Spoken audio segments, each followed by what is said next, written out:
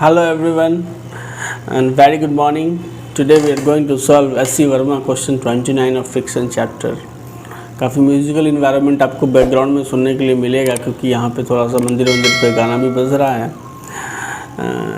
तो चलिए शुरू करते हैं हम लोग अपना जो है सो काम। सबसे पहली बात कि इस प्रॉब्लम के स्टेटमेंट को अगर आप गौर से देखें तो ये सिंपल सा स्टेटमेंट है। वो कह रहा है कि एक ब्लॉक है जिसका मास है 2 kg का और इस ब्लॉक को क्या कर रहे हैं, पुश कर रहे हैं अगेंस्ट ए रफ वर्टिकल वाल with a force of 40 Newton. ठीक है, वाल के अगेंस्ट में 40 न्यूटन के फोर्स से हम पुश कर रहे हैं। मतलब कहीं ना कहीं अगर सिनारियो होगा तो ये ऐसा होगा कि ये वाल है और इस वाल को क्या कर, इस वाल के अगेंस्ट में हमने एक ब्लॉक ले लिया और इस ब्लॉक को हम लोग पुश कर रहे हैं 40 न्यूटन के फोर्स से। This force is 40 Newton. Okay, अब क्या कह रहा है कि coefficient of the static frictions being 0.5। तो ये जो सरफेस है यहाँ कॉन्टैक्ट सरफेस, इस सरफेस में जो म्यू की वैल्यू है वो आपको 0.5 है और ये म्यू एस है, एक्चुअली में कोफिशिएंट ऑफ स्टैटिक फ्रिक्शंस है। Another horizontal force of 15 newton is applied on the block in the directions parallel to the wall. तो कह रहा है कि विल द ब्लॉक मूव। तो पहले एक चीज़ को समझिए कि अगर आप एक नॉर्मल फोर्स 40 न्यूटन का अप्लाई कर रहे हो ब्लॉक को, मतलब ब्लॉक को जब पुश कर रहे हो, तो एक्चुअली में वाल भी ब्लॉक पे एक रिएक्शन फोर्स अप्लाई करेगा जिसका डायरेक्शंस क्या होगा, ये होगा। अब ये जो रिएक्शन फोर्स है इसकी मैग्नीट्यूड कितनी हो जाएगी, तो चूँकि ये जो ब्लॉक है ये वाल को तो क्रॉस कर नहीं रहा है, इक्विलिब्रियम में वहीं पे है, जहाँ है वहीं पे है। इसका मतलब नॉर्मल रिएक्शन फोर्स जो ये लगेगा इसकी मैग्नीट्यूड भी वही होगी 40 न्यूटन के आसपास। ये नॉर्मल रिएक्शन फोर्स जो एन की वैल्यू हो गई वो कितनी हो गई, 40 न्यूटन के आसपास हो गई। अगर आप एक चीज़ बताएं कि इस पर कोई दूसरा फोर्स नहीं लग रहा है तो फ्रिक्शन फोर्स की डायरेक्शंस क्या होगी, मतलब इस 40 न्यूटन के अलावा अगर कोई दूसरा फोर्स नहीं लग रहा है तो फ्रिक्शन फोर्स की डायरेक्शन क्या होगी। तो फ्रिक्शन फोर्स का डायरेक्शंस क्या होता है कि जो उसका टेंडेंसी ऑफ मोशंस के अपोजिट डायरेक्शंस में होता है। तो अब बताओ कि इसकी टेंडेंसी ऑफ मोशन क्या है। नॉर्मल टू द वॉल तो ये मूव करने से रहा क्योंकि ये वॉल को क्रॉस करने नहीं जा रहा है। इसका जो टेंडेंसी ऑफ मोशन होगा वो अलोंग द वॉल होगा। तो अलोंग द वॉल कोई फोर्सेस तो होनी चाहिए जो उसको वॉल के अलोंग मूव कराए। तो यहाँ पे एक फोर्सेस जो आपको दिख रहा होगा ये है mg फोर्सेस, क्योंकि इसका क्या है कि 2 kg का ब्लॉक है। ठीक है, 2 kg का ब्लॉक है तो इस पर जो है सो 20 न्यूटन का आपको ग्रेविटेशनल फोर्स नीचे लगेगा। तो इस 20 न्यूटन की वजह से इसकी टेंडेंसी ऑफ मोशन जो होगी क्या होगी, along the wall downward directions में हो जाएगी। तो फ्रिक्शन फोर्सेस अभी अगर कोई दूसरा फोर्सेस नहीं और लग रहा है तो उसकी डायरेक्शंस अपोजिट टू द क्या होगा, टेंडेंसी ऑफ मोशन, तो अपवर्ड आपको दिख रहा है अलोंग द वॉल। लेकिन सवाल कह रहा है कि फिर अचानक से एक 15 न्यूटन का हॉरिजॉन्टल फोर्स आप अप्लाई करना स्टार्ट कर देते। तो जैसे ही 15 न्यूटन का फोर्स पिक्चर में आएगा तो ये जो डायरेक्शन है अब वो डायरेक्शन फ्रिक्शन फोर्स का नहीं रहेगा, क्योंकि friction force self adjusted. Friction force gets self adjusted in the directions of resultant force. तो ये डायरेक्शंस तो अब रहा नहीं, ये डायरेक्शंस हट गया और ये 15 न्यूटन का फोर्स आपने अप्लाई किया था ये हट गया। ठीक है, तो जब ये हट गया तो अब फ्रिक्शन फोर्स का डायरेक्शंस क्या होगा। तो आप देखो अलोंग द वॉल आप फ्री बॉडी डायग्राम आपको बनाना पड़ेगा। तो ये रहा आपका ब्लॉक।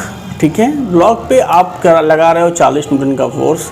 ठीक है, ये जो अब वर्टिकल टू द वर्टिकल है, प्लेन के वर्टिकल आप 40 न्यूटन का फोर्स अप्लाई कर रहे हो। तो इस पर क्या हो रहा है कि एक दूसरा मतलब ये तो वेट mg फोर्सेस है, लेकिन जब 40 न्यूटन का फोर्स अप्लाई करोगे तो एक नॉर्मल रिएक्शन फोर्स वाल इसको अप्लाई करेगा और वो भी क्या होगा, 40 न्यूटन का होगा। लेकिन हमारा कंसर्न अभी इस फ्री बॉडी डायग्राम में केवल क्या है कि केवल अलोंग द वॉल मूवमेंट को लेकर के है। तो इसलिए हम अलोंग द कॉन्टैक्ट सरफेस पे ही जो फोर्स लग रहे हैं उसको कंसिडर कर रहे थे। एक तो 20 न्यूटन का फोर्स लग रहा है और दूसरा जो आप लगा रखे हो यहाँ से ये 15 न्यूटन का फोर्स जो आपने अप्लाई कर रखा वो हुआ।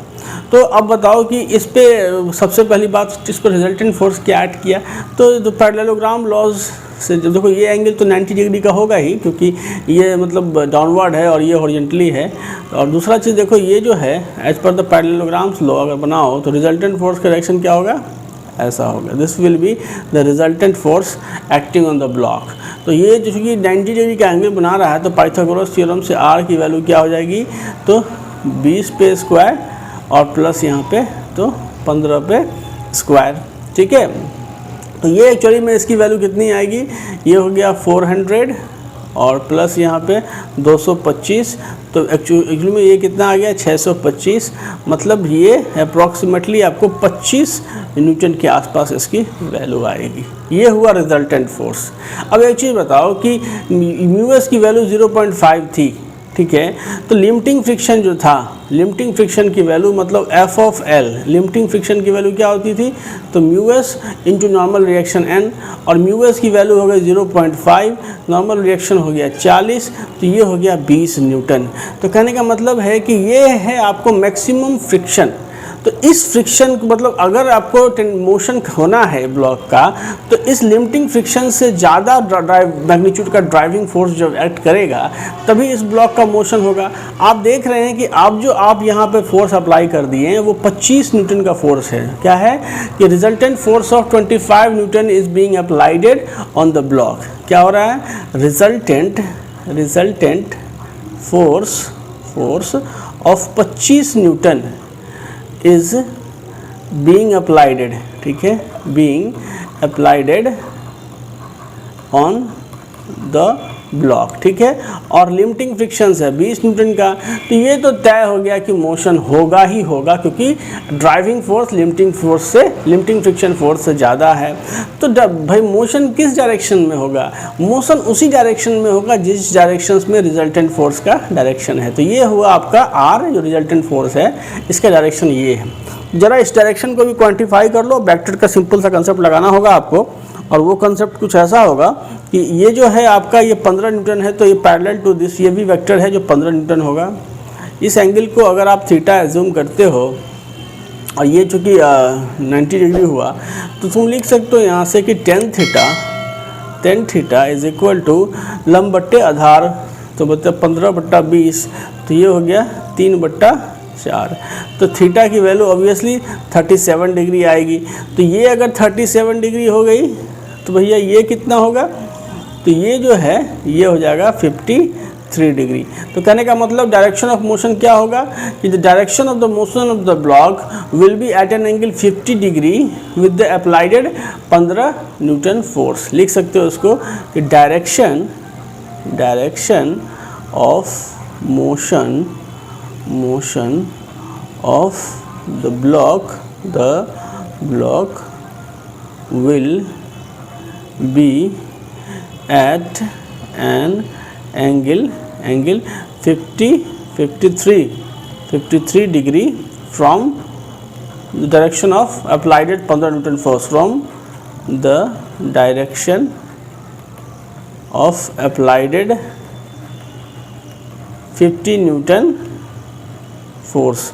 15 न्यूटन के फोर्स आप इस डायरेक्शन में अप्लाई कर रहे हो, और इस फोर्स से 53 डिग्री बनाते हुए ये ब्लॉक इस तरफ मूव करेगा। मतलब ये ब्लॉक आपको अगर मान लीजिए ये इस तरफ इस डायरेक्शन में, मतलब ये जो पैरेलल टू द वॉल इस डायरेक्शन में मूव करेगा।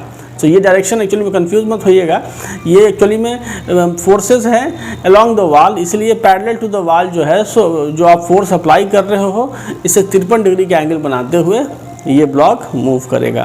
तो एक तो चीज़ क्लियर हो गई आपको। सवाल जो कह रहा था कि विल द ब्लॉक मूव, आप लिखोगे yes the block will move because the resultant force acting on the block is greater than the limiting friction force. और इफ़ यस तो किस डायरेक्शन में मूव करेगा, तो ये रहा उसका डायरेक्शंस। और इफ़ नो तो find the friction force exerted by the wall on the block. तो एक तो चीज़ समझ में आ गया। अब क्या रहा कि अगर सपोज करो फ्रिक्शन फोर्स ही पूछता, तो फ्रिक्शन फोर्स क्या होगा, रिजल्टेंट फोर्स के अपोजिट डायरेक्शंस में, इस डायरेक्शंस में फ्रिक्शन फोर्स एफ जो है एफएल जो है आपको एक्ट करेगा। क्या होगा friction force will act in directions opposite to the direction of the resultant force acting on the block. तो ये इस डायरेक्शन में एक्ट करेगा। और चूंकि स्लिपिंग हो रही है इसलिए इसकी वैल्यू कितनी हो जाएगी, तो लिमिटिंग फ्रिक्शन की वैल्यू मतलब 20 न्यूटन का फोर्स जो है सो इस पे एक्ट करेगा। ठीक है, so this is a very simple question. ठीक है, आप इसको गो